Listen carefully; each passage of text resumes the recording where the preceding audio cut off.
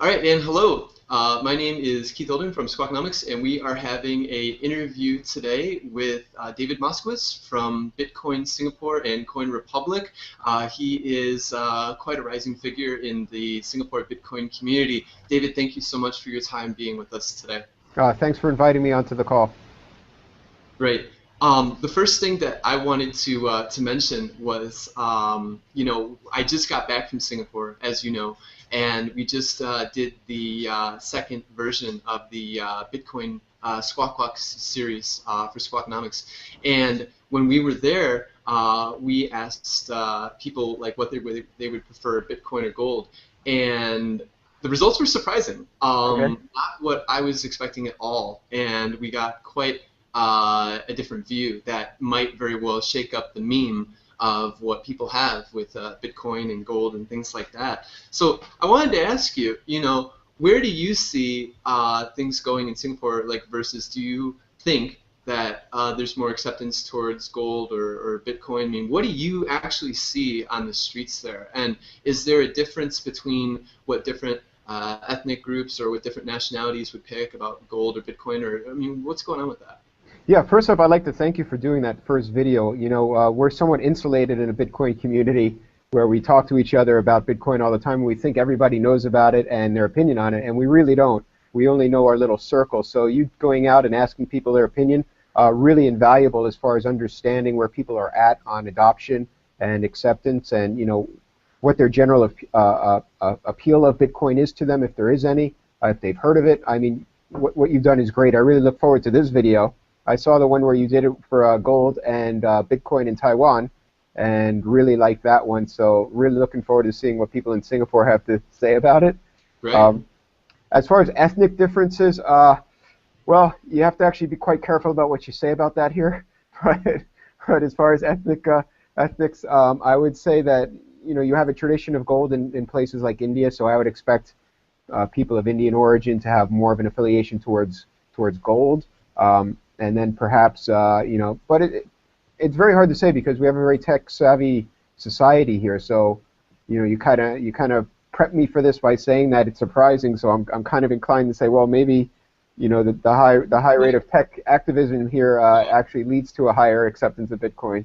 You actually might be a little closer to the mark when you're talking about a technologically adept society picks up Bitcoin just a little bit more than, say, other cities. But we'll leave it at that for right now. Yeah. But yeah, I thank you. I'm glad that you appreciate what we're trying to do and just bring awareness as far as what the average people out there like really think about Bitcoin. So that's great. You are, considered, thought leader and an expert as far as what's going on with Bitcoin in the Singapore community. And I wanted to bring up something that Georgi Ivanov, one of our market entry analysts, said about Bitcoin just a couple days ago, and it caused quite a bit of a stir, in the sense that he was talking about cryptocurrencies, as far as the entire market, seem to be stagnating and kind of flailing from side to side without really a lot of stability. And he proposed an idea of basically taking gold and backing it as a gold standard for the cryptocurrency market, and essentially turning that into Bretton Woods of 2014 for cryptocurrencies, or whatever year it would be implemented. I'm kind of on the fence with that, and I'd kind of like to ask you what you mean by what you think about this. Like, if Bitcoin is as good as gold, it should be exchangeable for gold, and that would really bring Bitcoin to more of a trusted standard. If you could, whenever you would want to get out of Bitcoin, you could be guaranteed that amount in gold. Do you think that would, however, put too much pressure on the cryptocurrency markets to perform at too high of an expectation, that maybe it would not be mature enough to deal with at this point?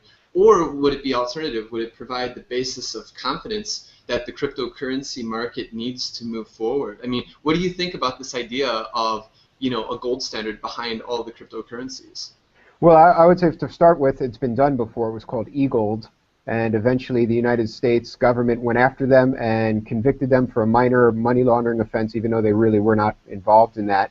So they essentially decapitated the head of the e-gold exchange and therefore destroyed the entire exchange. So I think anytime you're pegging a cryptocurrency to a commodity, you have some sort of centralization of it, or some sort of agency that has to exchange that gold for the cryptocurrency.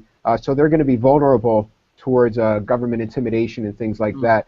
Now, that being said, there's no reason that as an individual or as a private company or a private government, you couldn't either float a cryptocurrency that had this and essentially let the marketplace decide, or you couldn't issue what's now called a colored coin, which is basically a smaller unit of Bitcoin connected to the gold. And Ripple is doing that here. We have Ripple Singapore, which has gold-backed ripples. So you could certainly do that. I would say, I'm not really one to say you should or shouldn't do something like that. I would say if you think that it's a good idea, go out and try it and see if the market responds to it. We are in a very experimental stage of the market at this time. Why not try everything and see, what's the best implementation to get things going forward? But I don't see any reason to peg Bitcoin to it. We are very volatile, and volumes certainly follow the price, and part of the reason for the stagnation in volumes has to do with the price decrease. As you see in any market, whether it be the share market or the Bitcoin cryptocurrency market, whenever you have that increasing share price, people get excited, and that creates increasing volume.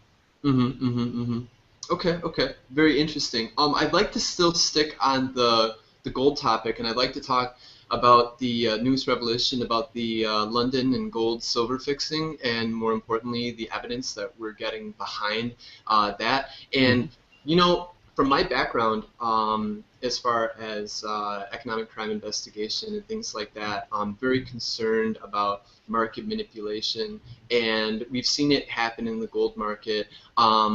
We've seen a lot less volatility, and we've seen a lot less price movement since Wall Street really came into the cryptocurrency market in around November or December or so. And I want to ask you, what are some ways that we can prevent manipulation of the cryptocurrency market to ensure that we don't end up with a manipulated market just like gold and silver became? Yeah, I'm not really qualified to answer that, to be honest. It's a very thinly traded market, so I know if I do a large buy for a client, I can affect the market 1 or 2% quite quickly. I mean, eventually it comes back pretty quickly too, but it's pretty thinly traded. So okay. I suppose it is prone to that. If someone did want to come in and buy up a large block of Bitcoin. Well, sure, you have these phantom wallets that are huge, and you notice they're only in use when, let's just say, if a price moves up too much, and doesn't seem to be used for any other utility other than that. So I was just wondering what you thought about that, because I mean, you're on the ground. I mean, you're in the thick of it with changes, so you know what I'm talking about with these wallets, and it's happening with other cryptocurrencies as well. And that just makes me wonder, I mean, did we just create a new form of money only for it to be manipulated as much as gold or silver has? Well, yeah, I mean, that's certainly a threat of it, that you could have some big players coming in and pushing prices around.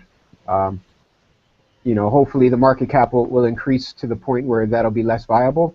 But I think it was currently around $6 billion. It's certainly possible. How do you think that we cross the threshold past the 12 billion total cryptocurrency market cap? I think personally, once we get into 15, once we get into 18, we'll start to get some momentum. But what's surprising is that there's so little, you would expect the market, just by the basis of all the news that's been all around the world, that it should have went up more than it did. Yeah, actually, it's quite interesting. We had this huge run-up based on, I mean, purely speculation out of China, and we didn't have really the merchant side of it to compensate for that. And now we have tremendous merchant adoption, and much less speculation side, and the price is much lower. So we'll see what happens. I really can't predict price movement. It's really dependent upon so many factors, and it's a very complicated ecosystem where you have to have merchants, you have to have consumers, you have speculators and investors, and then you have government regulation where they could put out an announcement that just causes the price to either go up or go down, which is quite interesting because they'll often say something like Bitcoin is quite volatile, and then they'll make an announcement to essentially create the volatility in Bitcoin, and they say, hey, we told you so. Yeah, I've had some thoughts along that angle as far as making the news to make sure that you can get in at the right position. Yeah, I think we've seen that before. What I see in your responses has to do with various forms of friction, and as far as moving the Bitcoin market further, we've got to remove these sources of friction and essentially roadblocks that are inhibiting Bitcoin's acceptance. I mean, currently there's a high degree of this friction in cryptocurrencies that is, hindering that acceptance. So, we talked about this before versus technological, legal, insurance solutions and things like that to reduce that friction. I wanted to ask you, what ways do you see to reduce that friction to basically make Bitcoin a more seamless experience for the mainstream?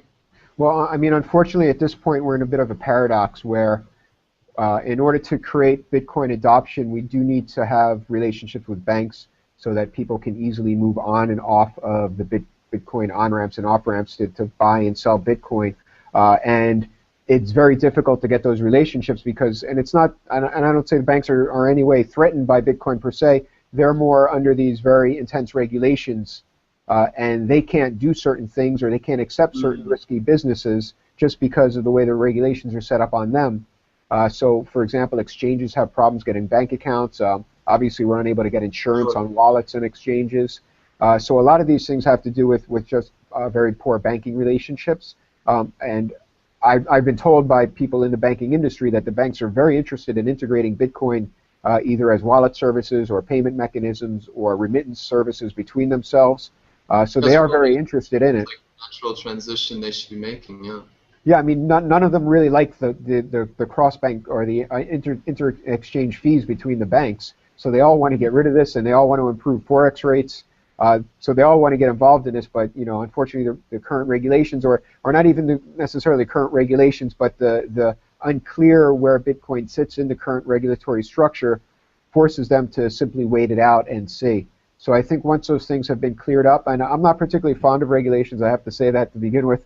But once these things kind of get worked out, I think you'll see some major banks coming on board, and at that point you're going to have basically the stamp of approval, and you'll have consumers coming in mass. Okay. This seems to have a lot of similarity to what we talked about before with Paul Gambles from NBMG Group in one of our previous interviews. I'm sorry, Joanne Bainham from Meet and Optimal Capital.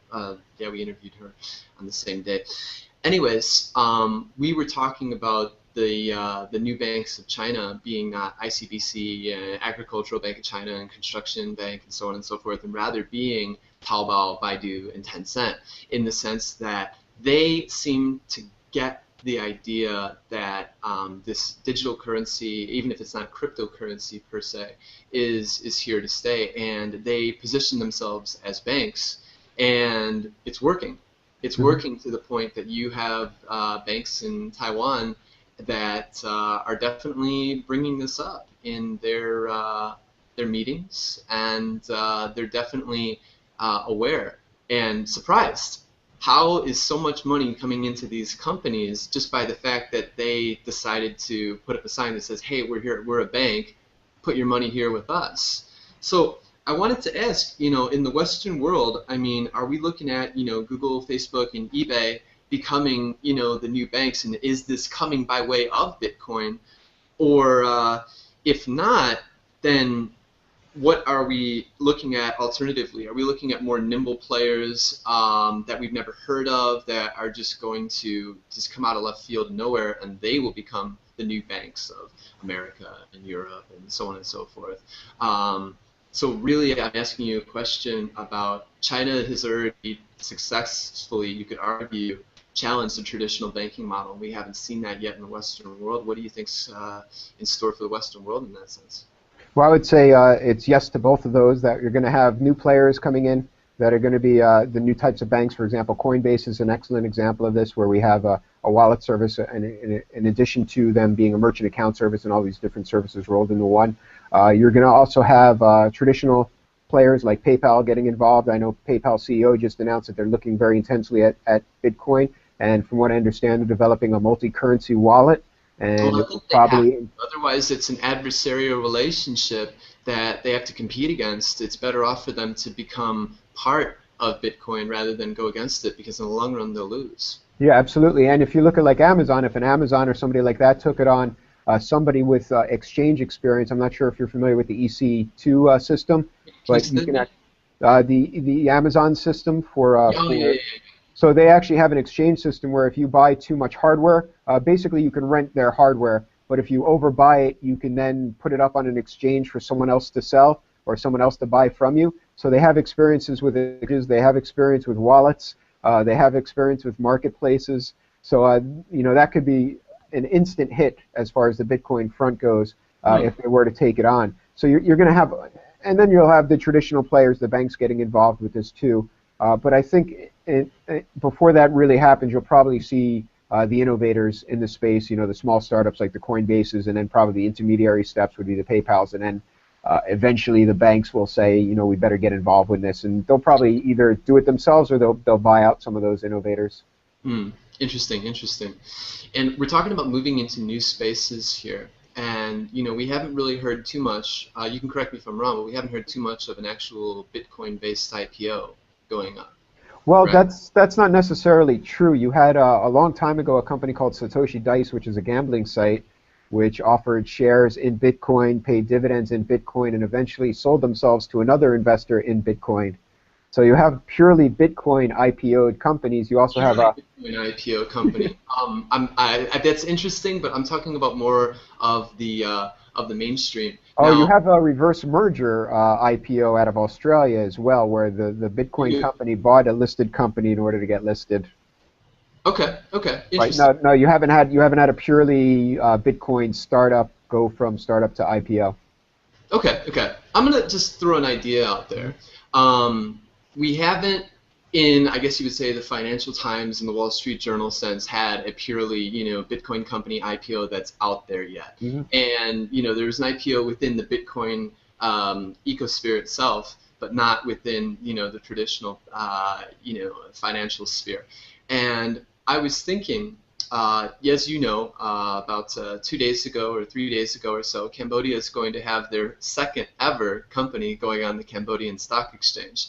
And first and second and third companies matter when it comes to a country stock exchange, and especially if you think where Cambodia could very well be 20 years ago. The progress that they've made since Pol Pot has been, you know, quite impressive.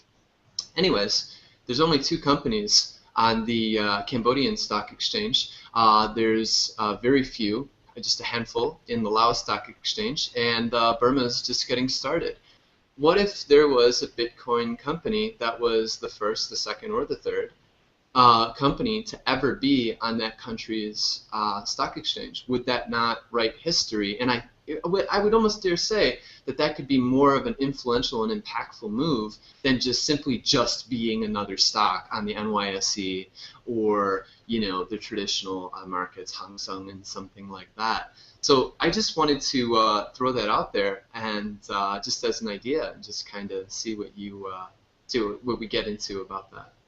I really don't know. All I could say is Cambodia is a fantastic country. I love visiting there. Uh, I would look, yeah, I really don't know what the effect of It that doesn't would have be. to just be Cambodia. It could be any frontier Yeah. market that needs something like this to Hmm. be remembered for the next 10 to 15 years. Yeah. And if Cambodia or Myanmar, Hmm. or we could even be talking about Djibouti in Africa, would be smart enough to do something like this, as far as Bitcoin would exist, Hmm. it would always be known that, hey, the first Bitcoin IPO was in this country. That's going to, just by way of that, drive a lot of money into that country's exchange by the fact that there is a Bitcoin company there.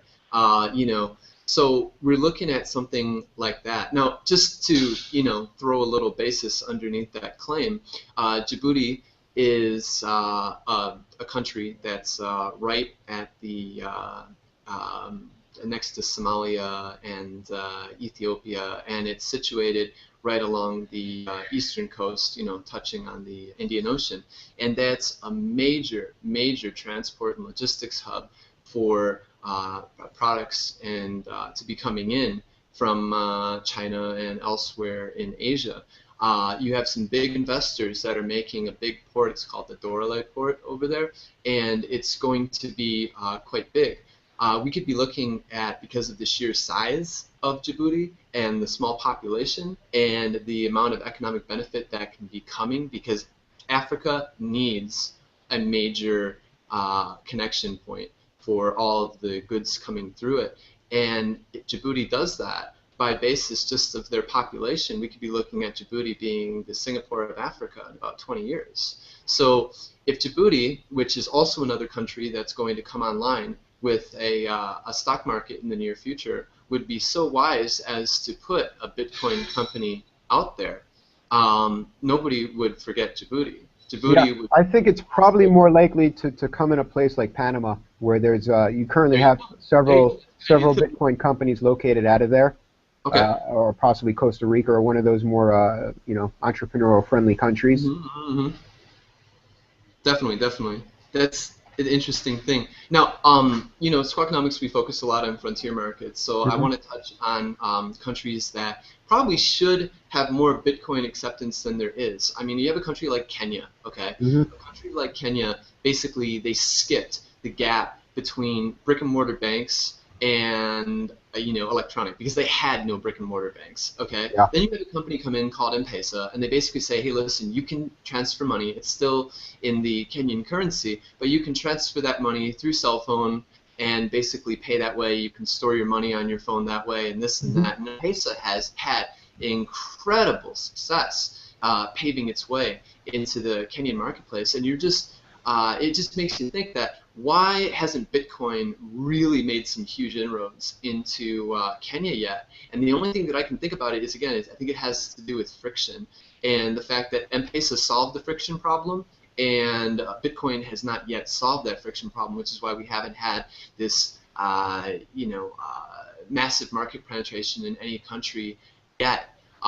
Even though the M-Pesa was not around for that long, they were able to saturate the market in Kenya very quickly. So I'm just kind of wondering that, there's other countries like Kenya that haven't made moves like this, and they're still relatively unbanked. They don't even have, the infrastructure for banks. It would make sense for them to skip that process entirely and move to a format like Bitcoin. Have you seen anything in any sort of other countries, maybe in Central Asia or in Africa or South America, like you said, that are making just the skip from no banks to just electronic currencies, electronic payments? Yeah, I know that we spoke about Cambodia earlier. I met a gentleman a couple of weeks ago from a bank out of Cambodia, and he said 90% of people there are unbanked. So they were seriously looking at a cryptocurrency as a solution to help these people get banked. So they're certainly looking at it as a way to do it, especially when you consider that Bitcoin would allow their local merchants to sell their goods to a worldwide audience with almost no transaction fees almost instantly, and with no chance of chargebacks, and they could then buy their supplies overseas as well as they needed. A Bitcoin ATM is already in Phnom Penh over there, so they already have that traction going. Cool. Yeah, I mean, so it's just a matter of reducing costs to them as well. And there's a lot of advances with Bitcoin coming on. As I mentioned earlier, colored coins. This could not only be pegged to the gold, but it could possibly be pegged to the local. I know Cambodia, they use U.S. dollars and they also use their local currency, but it could be pegged to their local currency. And in this way, they're trading in a familiar currency, and then you'd have a gateway that would then transact that from their local currency back into Bitcoin, and then they could then send whatever amount they needed to send the amount of Bitcoin that they needed out the other end. So it really could, as you said, leapfrog existing infrastructures and an existing banking system if they were to take these on. I haven't heard of anyone doing this yet, so this is very speculative, very future forecasting. As far as M-Pesa, from what I understand, there was a group that did integrate Bitcoin with it, but it was shut down. And I don't know exactly why that happened, but there's certainly no reason that you couldn't take an M-Pesa transaction create some sort of gateway, and then translate that into a Bitcoin transaction. In other words, for every $10 of M-Pesa money, it gets translated into, let's say, a point, zero point 0.1 Bitcoin or 0.01 Bitcoin as the currency fluctuates. Sure. That's probably got to be the #1 business opportunity right now in Bitcoin, is integrating Bitcoin into the existing financial services that are successful. And like I said, Yeah. you take an adversarial situation and you turn it around so that it becomes mutually beneficial for all involved. And how are you going to say no to that? I mean, that's like, the deal you can't refuse. That's the ultimate Godfather offering. You know what I mean? Yeah, I know. I met someone, again, I met someone from Visa a few weeks ago, and he said to me, Bitcoin actually scares me a bit. And I said, well, it doesn't have to. You have all these mechanisms in the shops for taking transactions, and you're paying about half of that transaction fee to the bank. What if you kept it all, and then on the back end of it just transmitted the Bitcoin? So it doesn't have to be adversarial. It can be integrated into existing infrastructure, and everyone could be benefiting from this frictionless technology. I don't know exactly how much the transaction fees are in Singapore for the Bitcoin ATMs and so on and so forth, but I do know that they're more profitable at this point for the ATM services than traditional ATMs. Am I correct? I don't know how much a traditional ATM operator would be generating. A bank or somebody usually does it more of a service for their customers. Cool. But the ATMs generally here are running about 5% commission. I know in some places. Singapore, yeah. Okay, so they run at a high percentage anyways. Yeah, most of the ATMs around the world run between 5 to 7%, I would say. Okay. And it's actually 5% here is actually quite low, considering that we have to do wire transfers abroad in order to take care of these transactions for the clients. Because I operate one of these ATMs, so I know it quite intimately. Interesting. Yeah. But I understand that Bitcoin has a zero transaction cost, but it requires a little technological know-how, and again, it requires reducing the friction for the mainstream to be able to access that zero transaction cost, because most people are not going to do it that way. Yeah. In the meantime, that means quite a fat profit margin for companies that embrace convenience over having them, actually physically send it to their Bitcoin wallet and have it confirmed and this and that. And I have to be honest here that even when I send money in Bitcoin to an exchange, sometimes, and I understand it, but psychologically, why isn't it there? Well, why is my balance still showing zero? Right. When is it going to refresh? Is there anything happening with it? These are all issues that need to be overcome, or otherwise the mainstream person is going to be like, why does it say I have zero in my account? Imagine how many customer service calls there would be just based on that. Why isn't the money in the account? Why isn't the money in the account? Sir, you're going to have to please calm down. Your money will be available in 20 minutes. What do you mean it'll be available in 20 minutes? Why isn't it available now? Yep. Now society, and then you have Bitcoin as a solution where you got to wait 20, 30 minutes for a transaction. So once that is solved, and once that, again, that friction is reduced, then we're looking at, seriously, the sky is the limit here. And then, I mean, admittedly, we still have a long way to go as far as making it easy to use.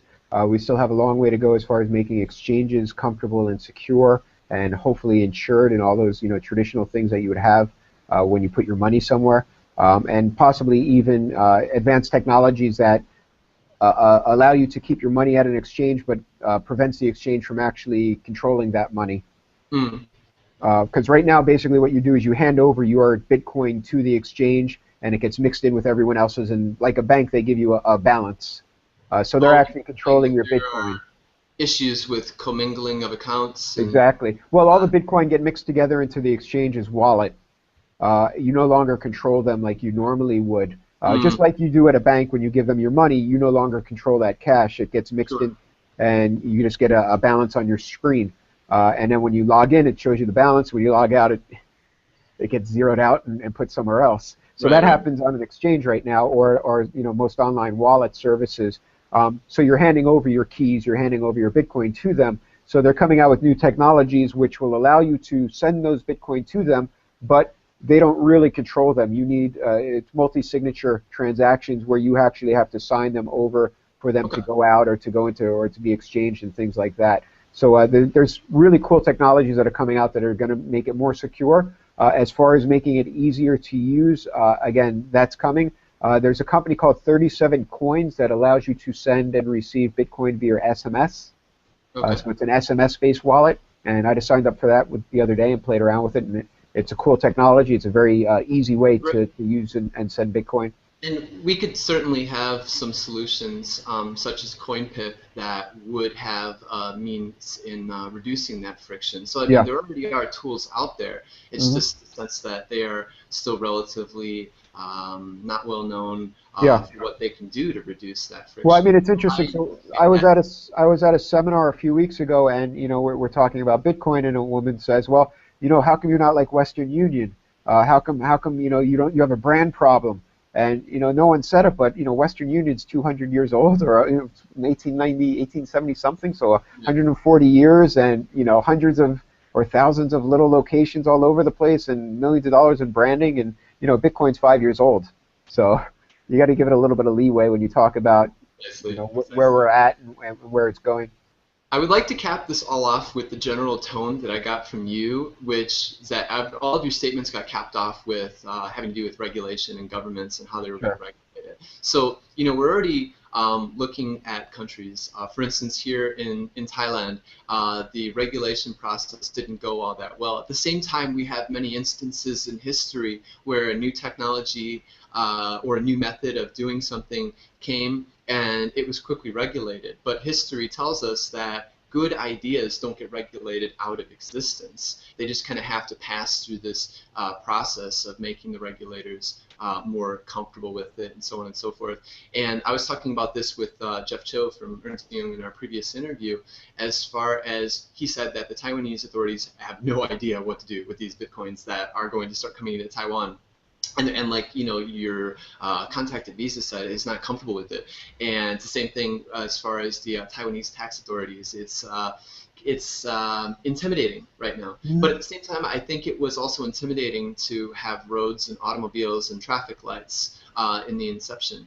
My great-grandfather designed the traffic lights in the city of Chicago, and he said it was a daunting process. And how to decide how long is a red light going to be, how long is a green light going to be for, and this and that. Well, as you can see now, it's all second nature. So I honestly take a look at all of this and see a new technology getting some pushback from the status quo, and you have some government regulation that comes from that. But I think that, like I said, good ideas always pass through in the end. And so I see that for Thailand. I would see that for Vietnam. I would see that for Russia eventually too. Yeah, I mean, ultimately, there's no way for any of these countries to truly control the protocol. What they can do is they can block the on-ramps and off-ramps, the cash coming into Bitcoin and the cash going out. And they can only really control that on the banking end of it. On the individual end of it, there's no way that they can prevent that. I know when you were in Singapore, you could have met up with me and I could have sold you some Bitcoin in person. In fact, all that it's going to do in places like Vietnam and China and other places that stop it from transacting is it's going to drive up the price in their locations as it goes underground. So, short term, yeah, it causes a price drop, but long term, I think in those locations, it'll cause a price increase, just like, any sort of bootleg product would. People there are still going to want to buy Bitcoin in order to transfer their wealth from those countries to other countries, or buy products that they couldn't necessarily buy within their own jurisdictions in other jurisdictions.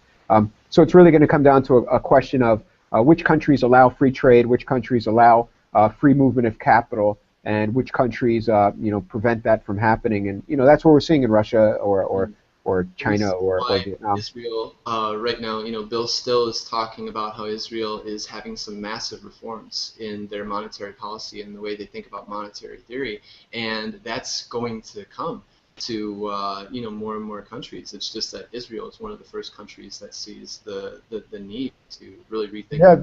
The thing is, people have a very short attention span. They have a very short memory.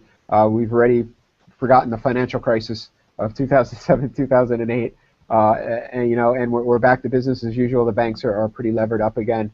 You probably know more about that than I do, but so as long as people's 401ks are back up and they got something interesting on TV, they generally don't worry about things like that. So you know, we'll see what happens in the long term as far as the developed countries. In the developing countries, this is where I think you're really going to see it take off as far as remittance usage and small dollar transactions, things like that. That it really reduces the friction. In the more developed countries, I see in Singapore a lot of people are buying it as an investment or speculation, more so probably than merchant usage. But the merchant usage is certainly picking up as well. So I mean, this is a train that's moving ahead, and either the countries are going to jump on board or they're going to get run over by it. Well, I'm waiting for the story to come. I'm waiting for a country, let's just say like Bangladesh, that has incredibly impoverished people that in their society it's very hard for them to get ahead. Maybe it's in a caste system, maybe it's in another system that basically assures that, hey, you're a part of X, member of society. Guess what? Yeah. You're not had in this country. And I think it's a matter of time before they're going to look at something like Bitcoin or one of the other cryptocurrencies and say, well, I'm going to define my own future, and I'm not going to wait for the caste system or some other restrictive system to design it for me. And I'm personally waiting for that next big story. And like I said, maybe it'll come out of Cambodia, maybe it'll come out of Kenya, maybe it'll come out of Pakistan or Bangladesh. We'll have to see as far as that. I mean, we've had similar things happen. I mean, Ukraine recently, they had the revolution there and all the problems there, and they had capital controls enforced there, and you saw some people moving to Bitcoin in that area. But in the wider world, it really didn't affect it. You had the similar thing. Well, actually, Cyprus, it did affect the price of Bitcoin, but I don't know if it changed the adoption rate of Bitcoin per se. But you see this time and time again where you have these regimes falling, you have currency controls enacted or robbing of people's money as they did in Cyprus, and they're talking about doing in England. As if you owe taxes, they're going to be able to raid your bank account. So those things I think localized are going to get people interested in Bitcoin more. But within your own little area, until you feel it yourself, you generally don't feel it. You don't really see it happening. So one thing I will say is that as far as Bitcoin adoption in places like Singapore and Taiwan, where they're not printing currency like drunken sailors, is right. that they fail to necessarily see the need for it. But then you have countries that are making their citizens think that, well, the currency that I'm holding right now is going to be worth nothing in 10 years. I mean, what am I going to do on this current path? So, there's certainly going to be some good things, amazing things for Bitcoin coming from countries that have the adversity, and not the countries that are more complacent and they're comfortable with the situation and so on and so forth. And I would cap it off if I could with this. I and a friend back in about 2011. We were talking about Bitcoin at the time, and he worked at the Swiss embassy for an Asian country at the time, and we over dinner we were talking about Bitcoin and where it should go, and we were thinking about, okay, the environments of the global financial crisis and the fact that nothing really got fixed really creates the demand for Bitcoin. Because if we didn't have a problem in our financial system, we wouldn't have a need for Bitcoin. And back at that time, we both agreed, we had consensus that Bitcoin should reach 1 ounce of gold at the time, but it would not go over that, because then you would start to get into some serious issues of psychologically what's more valuable, like an ounce of gold or a Bitcoin. And I think that's when we would start to have some really major friction in the price of a Bitcoin. And it manifested itself in I guess you would say the competing currencies dynamic that unfolded because of that. So I find that to be very interesting, that not only did that play out, but again, market forces were activated, and the price would not relatively go over that 1 ounce of gold, because the psychological barrier was too much. People snapped and realized they had to snap in action and to do something about it, to capture these market forces. And so now we have 200, 300 different cryptocurrencies. And, Bill Still says that if we are going towards the 1920s all over again in the U.S., there were 3,000 versions of competing currencies. So as far as he's concerned, there's a lot more room in the cryptocurrency market to have more competitors. But just as he said before, the cryptocurrency market will settle. It'll kind of turn into how we use the internet today. I mean, don't we all use about 4 or 5 main sites nowadays? 10, 12, 15 years ago, we used 40, 50 on our browsers, right? So it's all going to consolidate to something and to a head. And Bitcoin certainly has the potential to consolidate with that, along with some other currencies. And I just wanted to throw that out there. That No, I would agree, and I think that a big part of it, of this consolidation and mainstream usage of Bitcoin, has to do with alternative uses of the blockchain.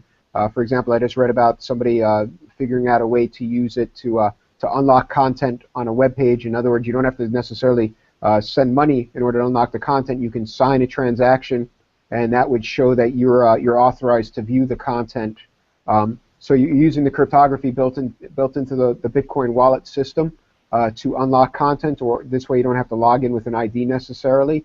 So you can have that pseudo-anonymous login available using the technology. So, and I think once these ideas get built into hardware especially, then you're really going to have Bitcoin as the leader in this space, because once it gets built into hardware, it's very hard to change.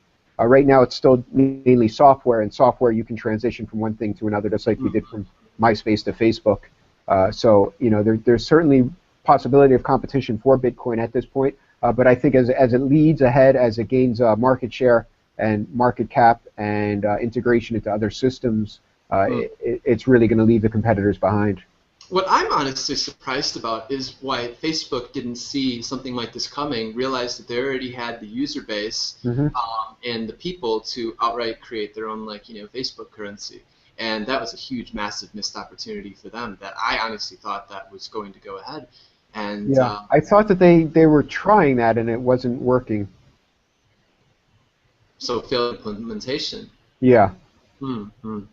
Well, again, but, that's not necessarily, it might not necessarily be the end of it for them. They might try again, something. Well, again, we're talking about turning an adversarial relationship into a cooperative one. If Facebook and Bitcoin came together, well, then that would be the end of the story right there. Yeah. In fact, recently here, OCBC announced that you can now pay people via Facebook, but it's not a true pay people via Facebook integration, and it's actually quite clunky relative to a Bitcoin payment because you have to actually transfer a password to the other person somehow.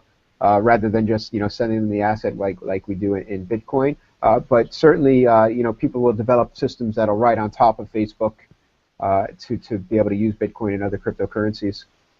Fascinating, fascinating, and I think that we have a very interesting view of what might very well be coming for Bitcoin. Bitcoin having the first IPO in a developing country to solidify the name of Bitcoin in the developing world.